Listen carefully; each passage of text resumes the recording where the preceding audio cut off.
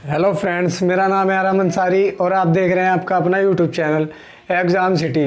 दोस्तों, इस टाइम पे देख रहे हो मेरे ये 54वीं क्लास चल रही है जीके की, है ना। सारे के सारे एक्सपेक्टेड क्वेश्चन करा रहा हूँ, ज़्यादा क्वेश्चन करा नहीं रहा हूँ, वही करवा रहा हूँ जो आ रहे हैं। अब यूपीएसआई के भी एग्ज़ाम आज से शुरू हो गए हैं, कल से शुरू हो गए हैं यूपीएसआई के भी एग्ज़ाम।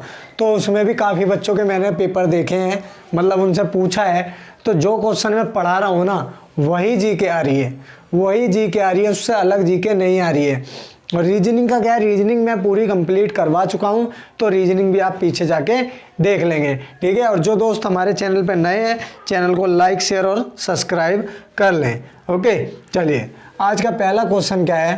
पहला क्वेश्चन देखिए, क्या करना है। अब लास्ट टाइम चल रहा है, पेपर शुरू हो गए हैं, तो हमें सिर्फ रिवीजन करना है ना, एक ही चीज़ के पीछे नहीं पढ़ना है, तो ओनली फॉर रिवीजन। अब ये कहता है पहला क्वेश्चन, प्राचीन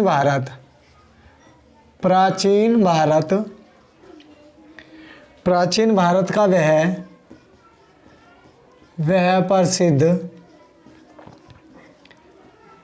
वह प्रसिद्ध शासक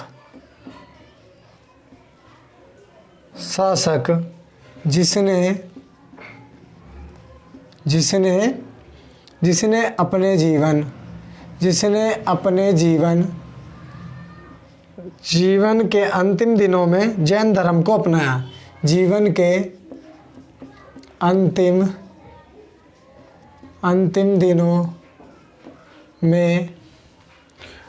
दिनों में जैन धर्म को अपनाया। बताइए कौन था वो शासक, कौन था वो था चंद्रगुप्त मौर्य।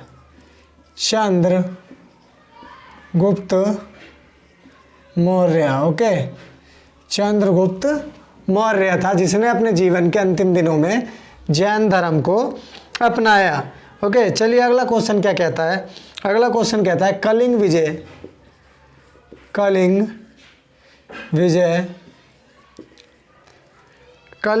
के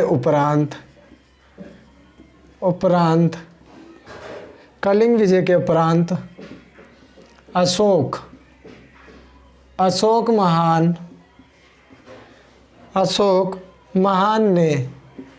अशोक महान ने किस धर्म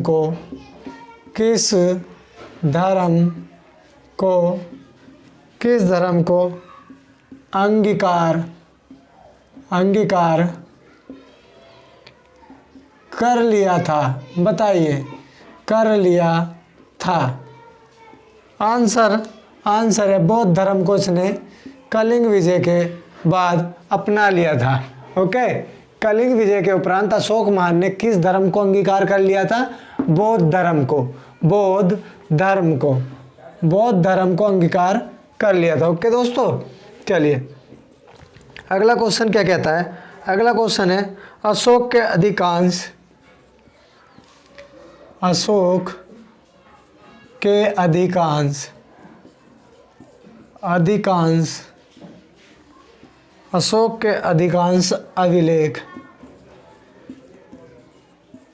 अभिलेख किस भाषा व लिपि में है? बताइए प्राकृत व पाली भाषा में है। ओके, प्राकृत व पाली भाषा में मेरे दोस्तों। चलिए अगला क्वेश्चन क्या है, श्रीनगर की स्थापना किस मौर्य शासक ने की? बताएं, श्रीनगर की स्थापना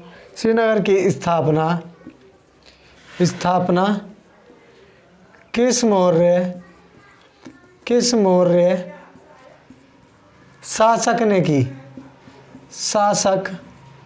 ने की? ओके, और देखिए मैं ना शुरू से आपसे कह रहा था, जो जीके में कराऊंगा वही आएगी, इससे बाहर नहीं जाएगा, और वही हुआ, जो कहा वही हुआ। ओके, और जीके के बाद में रीजनिंग भी मैंने सारी कंप्लीट करवाई है, तो आप रीजनिंग भी देख लेंगे। कुछ भी बाहर नहीं जा रहा है इस क्लास से, कुछ भी बाहर नहीं गया है दोस्तों, लेकिन आपको बस बिलीव करना है, बिलीव करना है। ओके चलिए, विक्रम विक्रम सावंत विक्रम सावंत कब से प्रारंभ हुआ बताएं। विक्रम सावंत कब से प्रारंभ हुआ? 58 ईस्वी से। 58 ईस्वी से। चलिए अगला क्वेश्चन क्या कहता है? पांड्य साम्राज्य की राजधानी कहाँ थी? पांड्य साम्राज्य की राजधानी कहाँ थी बताएंगे? मदुरई में थी। ओके चलिए, क्या करना है आपको? क्वेश्चन के रिवीजन करना है बस, बाकी तो आपका काम हो जाएगा। ओके अब टाइम नहीं है। होयसल की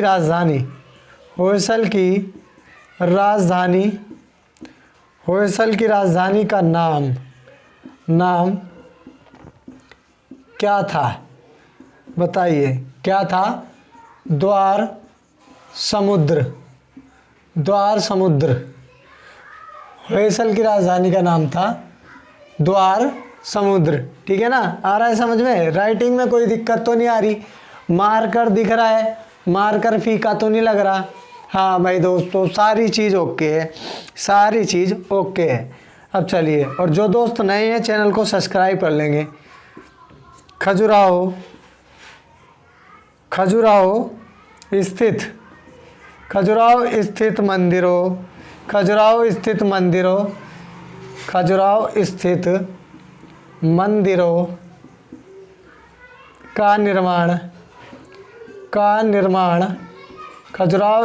मंदिरों का निर्माण किसने किया था? किसने कराया था? ये लिख लेंगे, किसने कराया था बताएंगे। खजुराहो का चंदेल राजपूतों ने। ओके चंदेल राजपूतों ने। अगला क्वेश्चन क्या कहता है ये देख लेंगे। पहाड़ी काटकर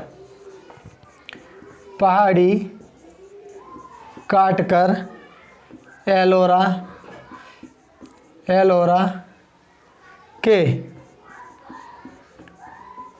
विश्व विख्यात पहाड़ी काटकर एलोरा के विश्व विख्यात कैलाशनाथ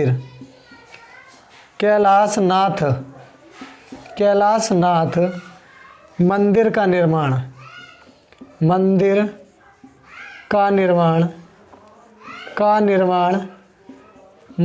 का निर्माण कराया। किसने कराया बताएंगे? किसने कराया था? राष्ट्रकूटों ने।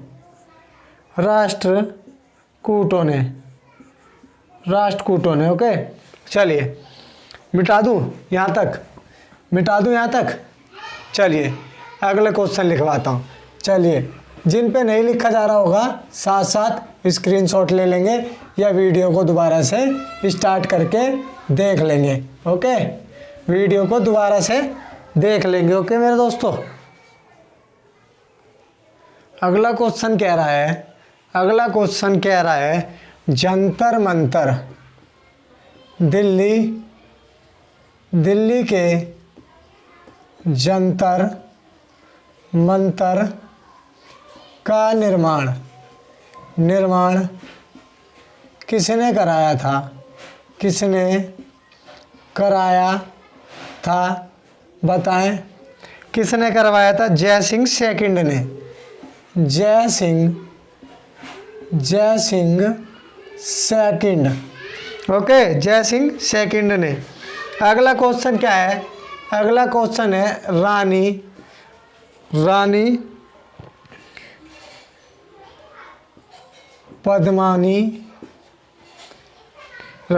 पद्मिनी का नाम अलाउद्दीन खिलजी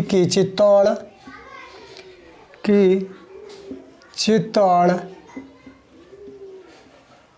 चित्तौड़ विजय से जोड़ा जाता है, विजय से जोड़ा जाता है। उनके पति का नाम क्या था? उनके पति का नाम क्या था? बताएं। उनके पति का नाम क्या था? राणा रतन सिंह था। ओके, देखिए रानी पद्मिनी का नाम अलाउद्दीन खिलजी की चित्तौड़ विजय से जोड़ा जाता है। उनके पति का नाम क्या था? उनके पति का नाम था राणा रतन सिंह। ओके, चलिए अब किसने सैन्य शासन के क्षेत्र में अगला क्वेश्चन है, किसने सैन्य शासन के क्षेत्र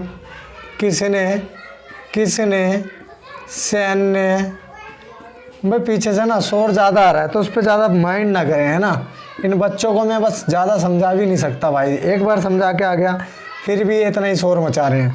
शासन के क्षेत्र में दाग यानी क्या है? घोड़े पर दाग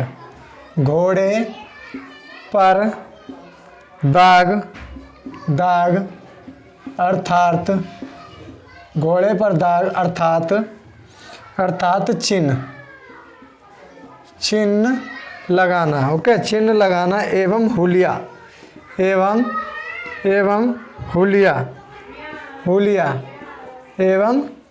हुलिया सैनिकों की पहचान, सैनिक के पहचान चिन्ह।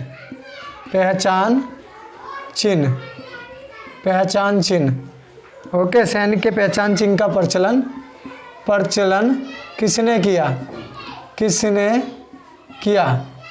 बताएंगे किसने किया। देखिए क्या है, किसने सैन्य शासन के क्षेत्र में दाग, घोड़े पर दाग अर्थात चिन्ह एवं हुलिया सैनिक के पहचान चिन्ह का प्रचलन किया था। किसने किया था? अलाउद्दीन खिलजी ने।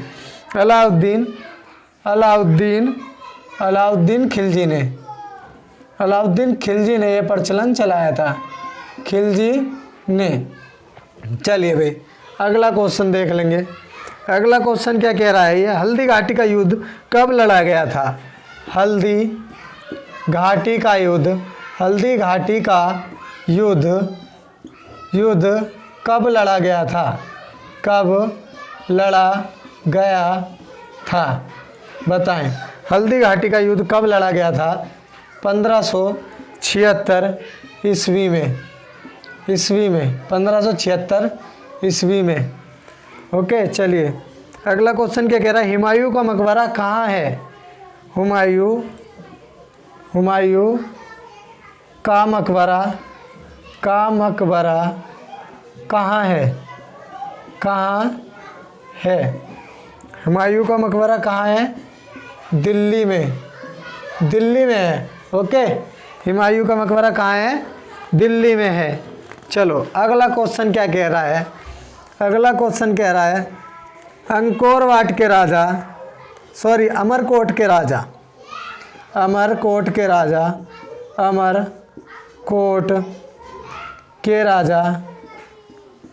के राजा वीरसाल के महल में किस मुगल बादशाह का जन्म हुआ?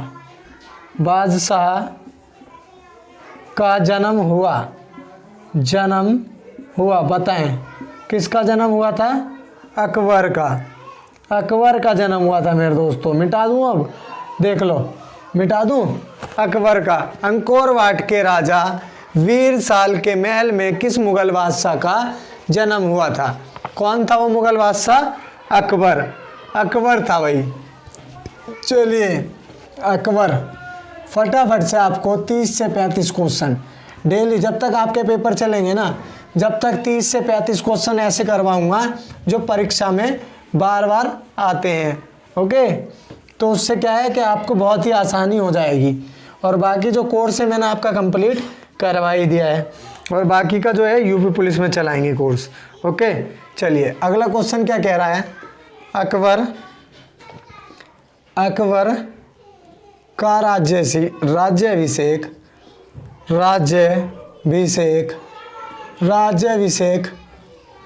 अभिषेक कहाँ हुआ बताएंगे। कहाँ हुआ था? कालानौर पंजाब में, कालानौर में। और कालानौर कहाँ है? पंजाब, कालानौर पंजाब में। चलिए अगला क्वेश्चन कह रहा है ये पानीपत की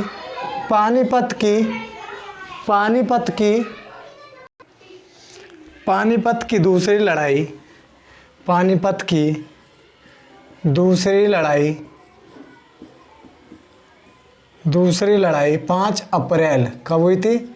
5 अप्रैल 1556 है ना। किस के बीच हुई? किसके बीच हुई बताएंगे। अकबर और हेमू के बीच, अकबर और हेमू के बीच। ओके, अकबर और हेमू के बीच। चलिए अगला क्वेश्चन कह रहा है किसे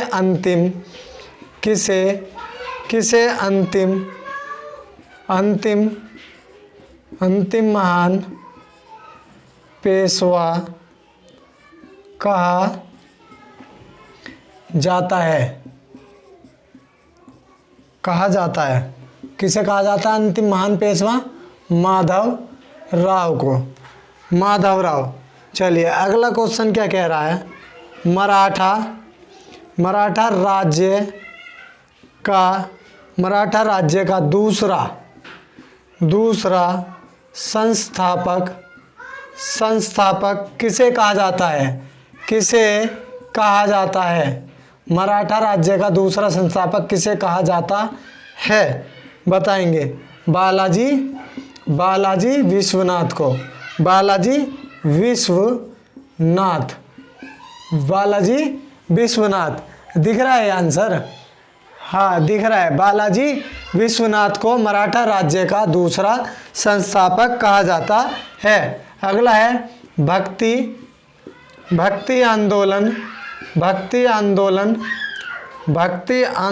के प्रारंभिक प्रतिपादक थे कौन थे? भक्ति आंदोलन के रामानुजाचार्य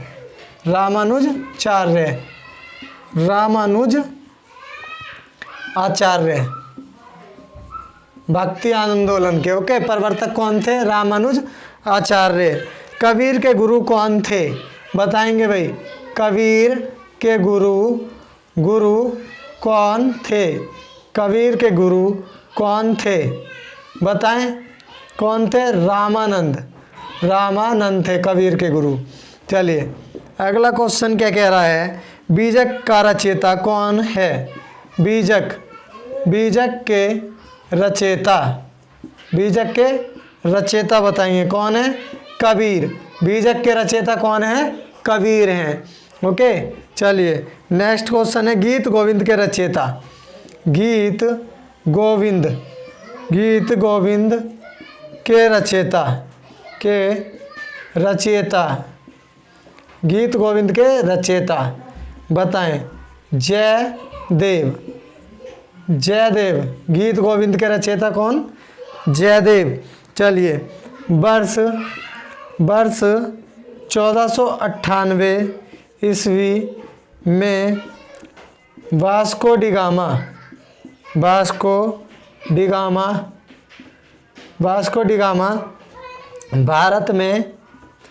भारत में कहाँ उतरा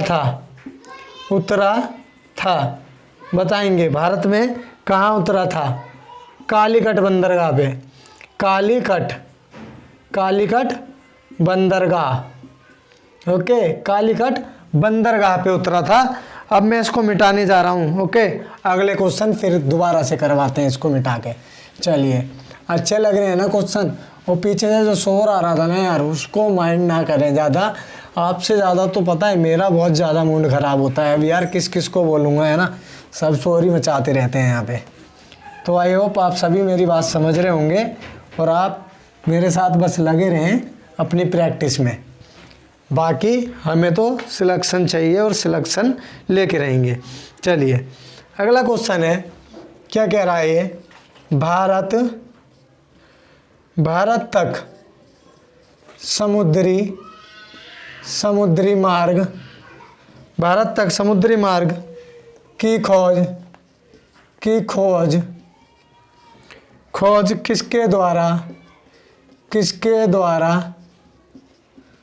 की गई थी बताएंगे। किसको द्वारा की गई थी? पुर्तगालियों द्वारा,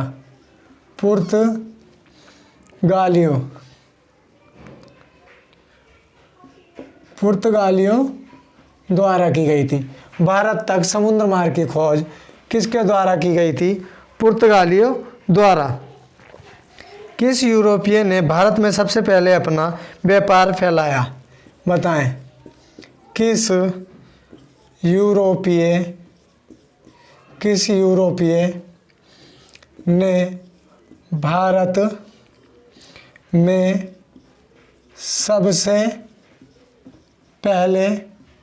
सबसे पहले अपना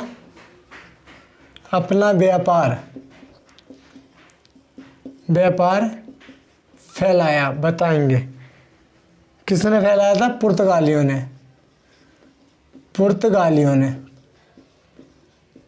ठीक है भाई, आ रहा है ना समझ में? चलो अगला क्वेश्चन क्या कह रहा है?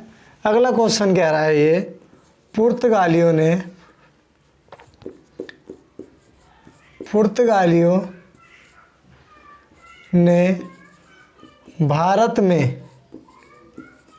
भारत में सर्वप्रथम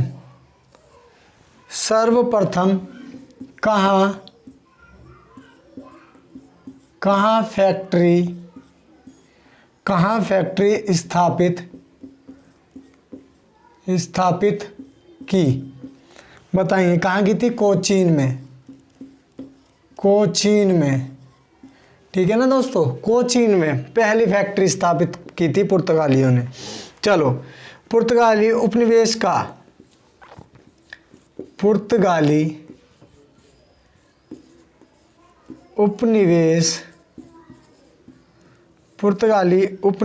का प्रथम गवर्नर भारत में कौन हुआ? बताएंगे कौन हुआ था? देखिए ये था Francisco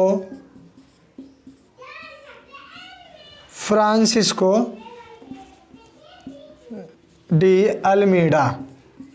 okay, Francisco de Almeida ये था पुर्तगाली उपनिवेश का प्रथम गवर्नर भारत में।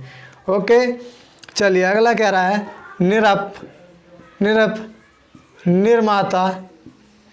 निर्माता के रूप में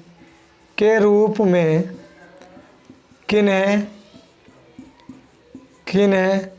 जाना जाता है? बताएंगे। किन्हें जाना जाता है? सैयद बंधु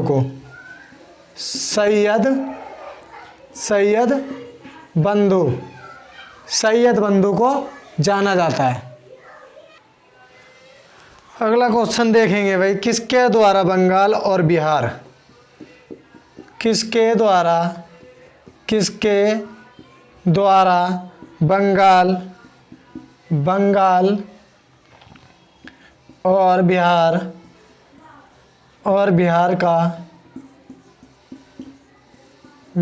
का स्थाई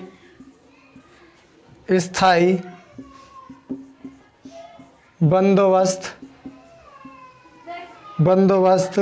शुरू किया गया था? बताएंगे। किसके द्वारा किया गया था? Lord Cornwallis. लॉर्ड कॉर्नवालिस द्वारा, लॉर्ड कॉर्नवालिस। ओके, किसके द्वारा बंगाल और बिहार का स्थायी बंदोबस्त शुरू किया गया था? लॉर्ड कॉर्नवालिस द्वारा। ओके, चलिए ब्रिटिश, अगला क्वेश्चन है ब्रिटिश सरकार ने भारत में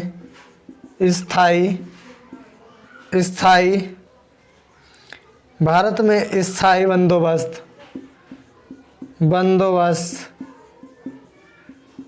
कब लागू किया बताएंगे? 1793 में, 1793 में। चलिए अगला क्वेश्चन क्या है? पहली बार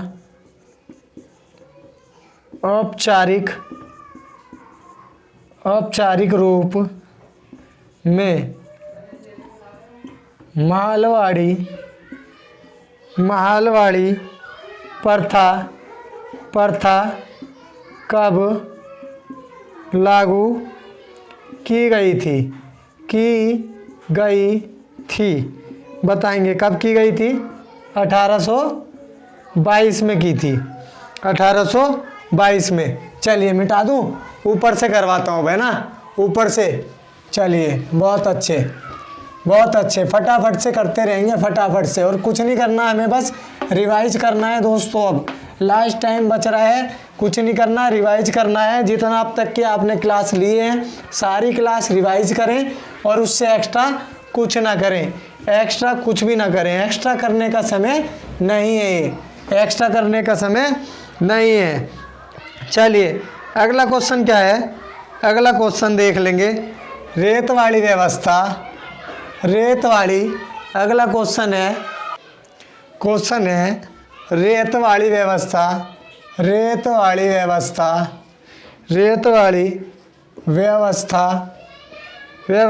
कब लागू की गई थी बताएंगे? 1820 में, 1820 में लागू की गई थी। चलिए अगला क्वेश्चन है, भारत में आधुनिक शिक्षा का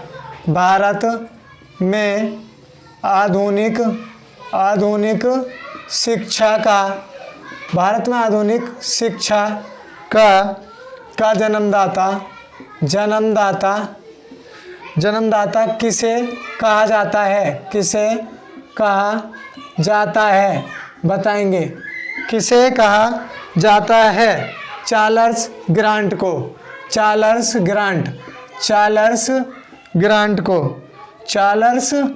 ग्रांट। ओके, ये मेरे दोस्तों कुछ मोस्ट इम्पोर्टेंट क्वेश्चन थे। आज की क्लास हम यहीं समाप्त करते हैं, क्योंकि बाहर से बहुत शोर आ रहा है और ये बच्चे मान नहीं रहे हैं, तो अब किसी से लड़ा तो जाएगा नहीं। मैंने फिर भी आपके लगभग 30-32 क्वेश्चन करवा दिए, प्लस में ही करवा दिए होंगे, गिन लेंगे, कोई दिक्कत नहीं है। और एग्ज़ाम सिटी आपका अपना यूट्यूब चैनल है, इसको सब्सक्राइब करें, दोस्तों के साथ शेयर भी करें। ओके दोस्तों, अपना सपोर्ट प्यार बनाए रखें। यूपीएसआई का एग्ज़ाम आप देख ही रहे होंगे, जीके से बाहर कुछ नहीं जा रही है, बहुत ही इजी पेपर आ रहा है। आप बस ध्यान से फोकस करके पेपर दें तो आप क्लियर कर देंगे। तो आई होप मेरी सारी के सारी जितने भी स्टूडेंट हैं, बहनें हैं, भाई हैं, सभी के लिए यही दुआ है कि सभी का सिलेक्शन इस बार अच्छे से हो जाए। तो चलिए अब तक के लिए इतना ही रखते हैं। जय हिंद, जय भारत।